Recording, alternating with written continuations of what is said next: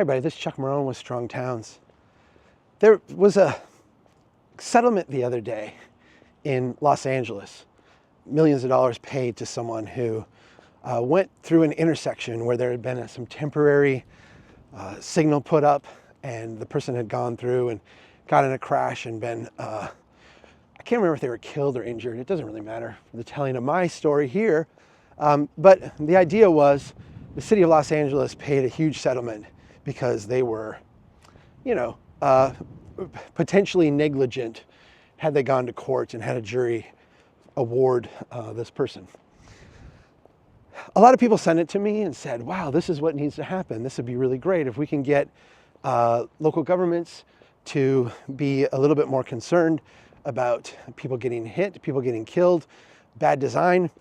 That would be great. And my gut reaction is like, yeah, that would be great. Like, I get why that would be amazing. We want local governments to be more sensitive to the potential danger that their street designs create. We've been doing this crash analysis studio now for 1.5 years, and in crash after crash after crash, where the official explanation has been driver error, we find over and over and over again things that are site-specific, things that are systematic, that are built into the design that make the crash location really, really dangerous. Things that often we can fix really quickly and really cheaply. It would be great to have local governments be more sensitive to the idea that people are dying than sensitive to, the engineering standards or what their version of liability is. Here's the reality though. California, Los Angeles specific, is a strange case, right? It's a little bit different than you're going to find in most of the rest of the country.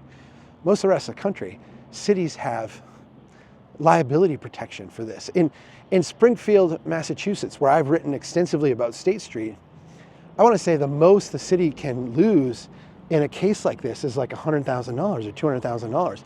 It's hardly even enough to pay the attorney's fees to bring a case like this, to go through and have all the witnesses and show how the state was negligent and the city was negligent and all this. They have immunity protection. There is nothing that compels them from a lawsuit or a legal standpoint to do anything differently. It's not like they're going to have a huge payout. And if you look at a place like Springfield, Massachusetts, when there have been cases brought against them, they fight them, right?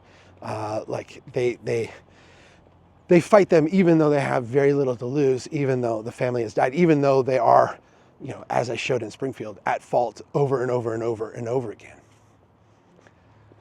I don't think the answer here is we need to make cities, millions of dollars of judgments against them to get them to change their approach. I do think that would actually work, as sad and pathetic as that is.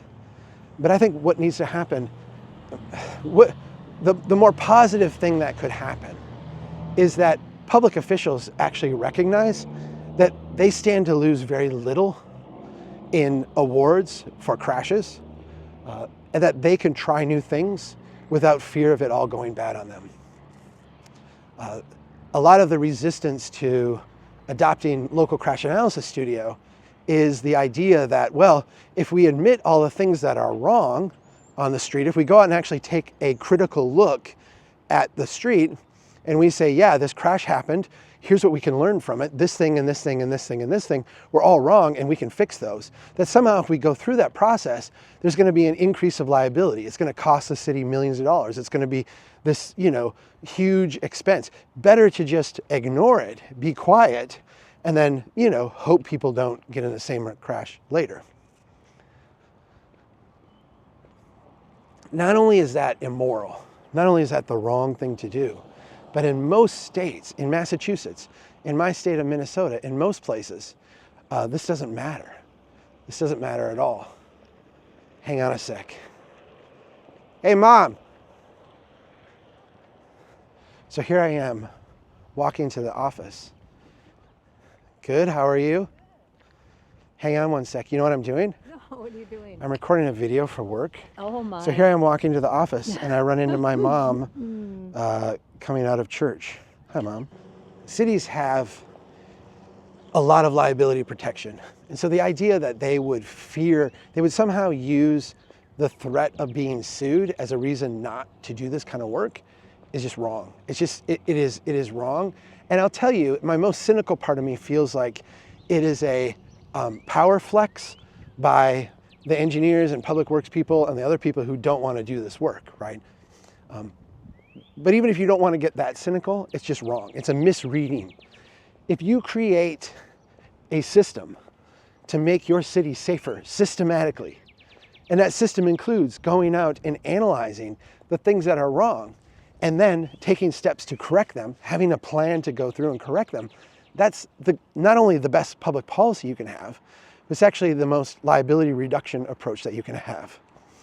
That's what the Crash Analysis Studio is all about. That's what we're trying to help cities do.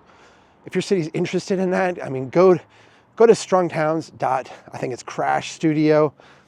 Just go to Google and type Crash Analysis Studio. You will find our Crash Analysis Studio. We've got a free course you can take to teach you how to do your own. If you're a local government, you can institute this.